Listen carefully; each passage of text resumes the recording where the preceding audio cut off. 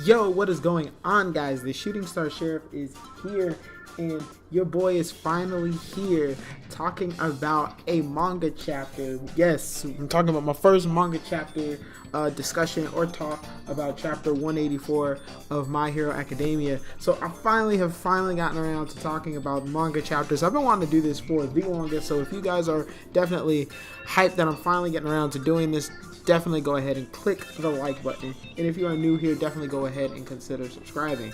Now, without saying, this is a manga review, and it is going to be, I'm starting from chapter 184, and I will be going forward. So without really with full disclosure, this will be spoiler intensive. So if you are caught up on the manga, if you are an anime only viewer of the series, definitely go ahead and click away. If you are a mangaka like me, and by mangaka I mean you read manga and you devour it just kind of like I do, definitely go ahead, stick around. I'm going to definitely be talking about everything that's going on in chapter 184.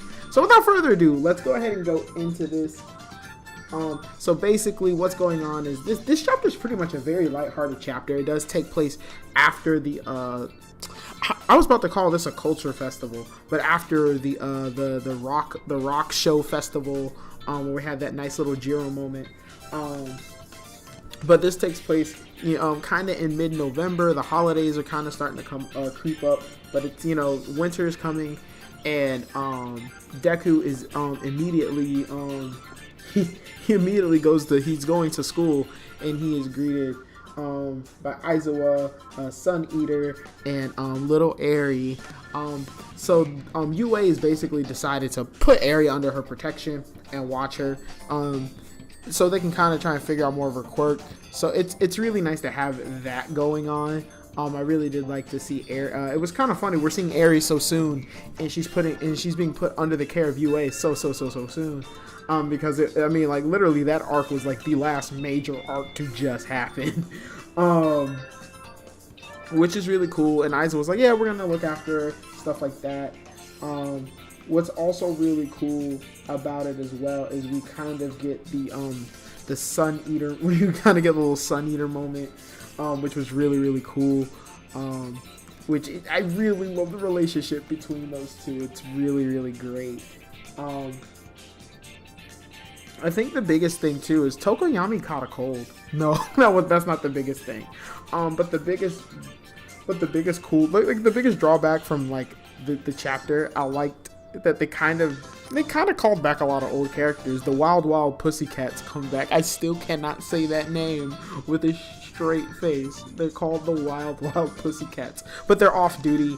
And Deku does reunite with Koda again, which is really funny because in the anime we were just introduced to Koda, and right now in the manga he just came back, and it's been a while since we last seen Koda. And Koda even bought a pair of red sneaks like the boy Deku, and Deku's like, oh, we're matching. I thought that was by far the key. I mean, with all literally, that was adorable. That was an adorable moment for Koda to be like, oh, they had to be red shoes just because that's it's like Deku's standout thing. It's green bodysuit, red shoes. So I really love that Koda kind of had that little moment with Deku. But the biggest thing about it was this was kind of like the ranking of all of the heroes now that the era of All Might is over. So I mean, it was really cool. We had a whole bunch of heroes, but pretty much talking about maybe the top, I would say maybe the top 6. We had Hero Crust, Kamui Woods was on there, Ed Shot was on there, Best Genus was absent.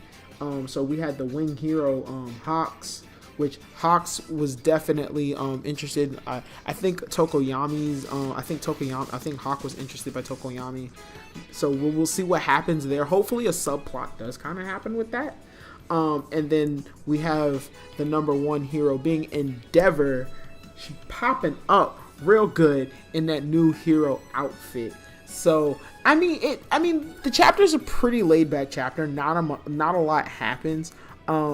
It's just kind of funny how like it's like how the, as much as All Might was such an impact on everybody, but it's kind of weird to kind of see All Might not at the top, and All Might, now Endeavor's finally got his first place. He's got his first place spot as #1 hero, but I feel like, I don't know if it'll go into it in the next chapter, but I wonder if Endeavor is even okay with having the #1 spot. Like, he never technically got to one up All Might. You know what I mean? He never got to, prove that he was better than All Might. So he might be a little salty about getting the #1 spot because he feels like he probably didn't get it the way he wanted it to.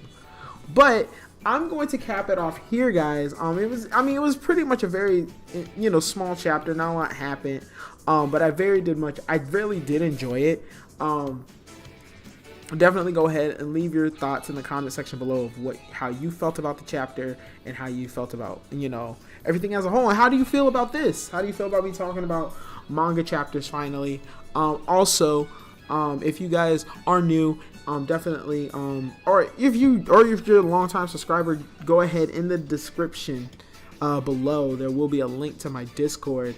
My Discord does have a place where you guys can chat, hang out, but there's also a suggestions tab over there. So if you want to click that, you can literally send me a suggestion for a video, and if I do like it, I will definitely shout you out, and I will mention you in that video or in the few, the videos to come. So you guys can, it's a cool way for me to like kind of do things and kind of like interact with you guys a little bit more as well, okay? But anyway, I'm going to get up out of here, and I will catch you guys in the next manga chapter review. All right, guys, peace.